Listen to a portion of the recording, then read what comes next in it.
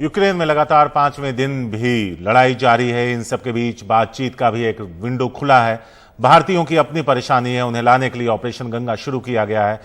शिबली नोमानी है जो पोलैंड सीमा पर मौजूद हैं, सीधे उनके पास चलते हैं।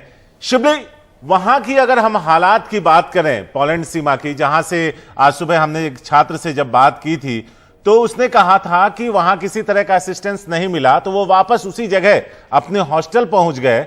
50 छात्र जहां से वो निकलकर बॉर्डर तक आए थे। आप बीती जरा बताएं दर्शकों को। सर, हम लोगों ने अपनी एक टीम बनाई जिसमें मैं था, मोहम्मद मोहसिन थे और तौसीफ अहमद थे। हम लोग परसों बॉर्डर पर पहुंच गए। वहां पर हमने जाकर देखा कि इंडियन एम्बेसी की तरफ से क्या एफर्ट चल रहे हैं, उनकी तरफ से एडवाइजरी आई, पर वहां पर कोई ऐसा पॉइंट नहीं है जो लोगों को इन्फॉर्मेशन सही तरीके से दे सके। कोई भी ऐसी चीज नहीं है कि लोगों को सही तरीके से पता चल सके। उन लोगों ने 100 किलोमीटर दूर एक होटल बुक कर रखा है जहां पर बहुत अच्छे, मतलब हमारी टीम ने वहां पर जाकर देखा होटल में, तो होटल का हिसाब किताब बहुत सही है। उसमें उन्होंने बहुत अच्छी फैसिलिटीज दे रखी हैं, पर बॉर्डर पर बहुत बुरी सिचुएशन है। लोग बहुत मोटी तादाद में फंसे हुए हैं और खाली स्टूडेंट ही वहां से नहीं आ रहे। इंडियन कम्युनिटी की जो और भी लोग हैं जो वहां पे काम करते हैं, as a chef, as a plumber, as a electrician, हम लोगों ने उनसे भी बात करी। रात बहुत सिचुएशन खराब हो गई थी क्योंकि जो अफ्रीकन हैं वो लाइन ब्रेक कर रहे थे, उनकी वजह से लाठी चार्ज हुई और उसमें काफी इंडियंस जो स्टूडेंट हैं या लोग हैं उनके ऊपर भी लाठी चार्ज हुई है। तो वहाँ काफी परेशानियों के हालात हैं। अभी भी 2-2.5 हजार लोग जो इंडियन हैं वो वहां फंसे हुए हैं। मैं इंडियन गवर्नमेंट से रिक्वेस्ट करता हूँ कि वो पॉलिश गवर्नमेंट से बात करें, क्योंकि बॉर्डर पर वो इंडियंस को प्रायोरिटी नहीं दे रहे हैं। वो सिर्फ प्रायोरिटी दे रहे हैं जो यूक्रेन वीमेन है, किड्स हैं और जो यूक्रेनियन सिटीजन है, उन लोगों को वो फर्स्ट प्रायोरिटी दे रहे हैं। इंडियंस के लिए ना वो बसों में उनको फर्स्ट प्रायोरिटी पे लेके बिठा रहे हैं। और जो इंटरनल सोर्सेज से इंफॉर्मेशन आई है, उन्होंने ये भी बताया कि इंडियन गवर्नमेंट जो है कोई स्टैंड नहीं ले रही है रशिया के अगेंस्ट, तो वो इंडियंस को इसलिए प्रायोरिटी नहीं दे रहे हैं। बिल्कुल समझ सकते हैं। ये कई सुनी बातें भी हो सकती हैं क्योंकि भारत की सरकार लगातार यूक्रेन के संपर्क में भी है। हमारे साथ जो शिबली नोमानी है वो मदद कर रहे हैं पोलैंड में रहकर। बिल्कुल हमारे साथ आकाश कुमार भी हैं, यूक्रेन में फंसे हुए हैं। आकाश, थोड़ी देर पहले ये ऐलान हुआ है, मुझे उम्मीद है कि आप तक ये बात पहुंच गई होगी कि वीकेंड कर्फ्यू हटाया गया है और छात्रों को कहा जा रहा है कि आप जो पास की रेलवे स्टेशन है वहां तक पहुंचे। एवैक्यूएशन के लिए, निकालने के लिए जो ट्रेन, विशेष ट्रेन चल रही है उनसे आप जा सकते हैं जहां तक सीमाओं तक। तो ये सूचनाएं आपको मिल गई हैं क्या? हाँ जी सर, ये सब सूचनाएं तो मिल गई, लेकिन सर ऐसा कुछ बनता ही नहीं है कि ट्रेन से जाया जाए, क्योंकि स्टेशन पे लाखों की तादाद में बच्चे हैं वहां पे। और हम लोग 2 दिन पहले पोलैंड गए हुए थे, पोलैंड बॉर्डर पे, वहां पे बहुत सिचुएशन खराब थी। 2 रात हम लोग वहां पे रुके, 1 दिन रुके और कड़ाके की ठंड, -7 डिग्री सेल्सियस ठंड में बिल्कुल रहने का कोई ये नहीं था।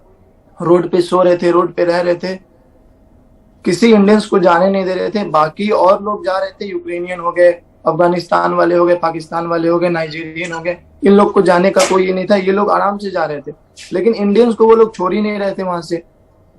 और बाद में सिचुएशन इतनी गड़बड़ हो गई कि वहां पे एयर फायरिंग वगैरह हुआ।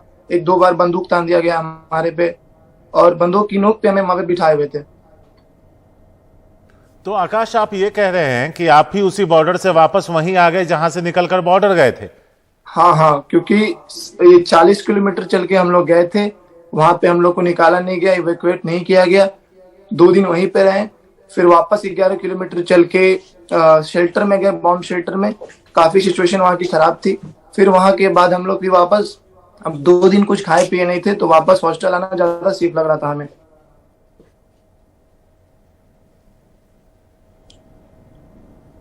ठीक है।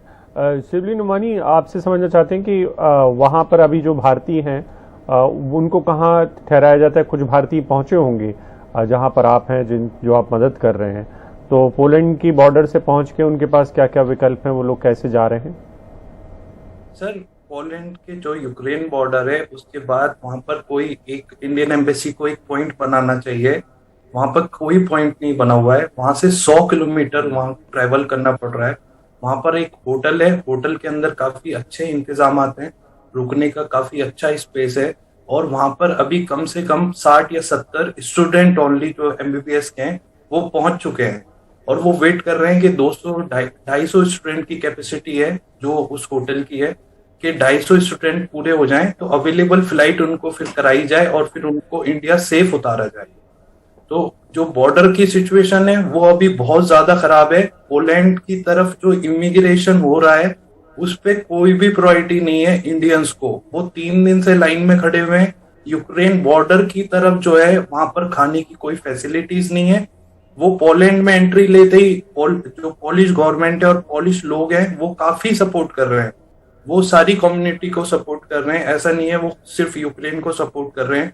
वो खाने के लिए भी दे रहे हैं उन लोगों को। वो अपनी गाड़ियों में इतना सामान ला के वहां पर रख रहे हैं जिसमें बहुत ज्यादा गर्म कपड़े, जूते और टिश्यू पेपर वगैरह हैं। वो चीजें प्रोवाइड कर रहे हैं। पर गवर्नमेंट की तरफ, इंडियन एम्बेसी की तरफ से वहां पर एक भी पॉइंट नहीं है जहां जाकर बच्चे को या किसी भी इंडियन सिटीजन जो यूक्रेन में काम करता हो उसको एक ऑथेंटिकल इंफॉर्मेशन मिल जाए कि उसे आगे क्या ट्रीट करना है। अभी किसी को यही नहीं पता है कि हम यूरोप में आ गए, हम कहाँ जाएं, हमें क्या करना है।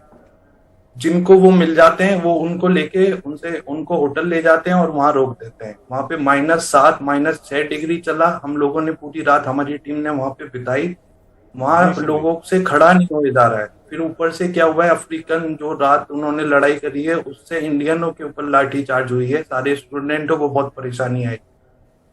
तो वहां पे शुक्रिया सिचुएशन के आकाश ऊपर और शिबली जी। अभिषेक कुछ कह रहे थे आप? जी, बहुत बहुत शुक्रिया आप दोनों का। हम समझ सकते हैं जो भारत के हालात हैं। अगर भारत के विदेश मंत्रालय इस समय मॉनिटरिंग करते हैं भारत के न्यूज़ चैनल को, तो सिबली ने जो बात कही है वो भारतीय विदेश मंत्रालय के जो दूतावास है वहाँ तक पहुँच जाए कि किसी पॉइंट को बनाने की बहुत सख्त ज़रूरत है, तुरंत ज़रूरत है और इसको जल्दी से जल्दी अमल में करना होगा। 100 किलोमीटर दूर कोई पॉइंट बना दें या वहाँ पे छात्रों को रोक दें, उससे कुछ हासिल होगा नहीं। छात्र अगर पोलैंड तक पहुँच रहे हैं बड़ी मुश्किल तक, तो उनको मदद तुरंत चाहिए होगी।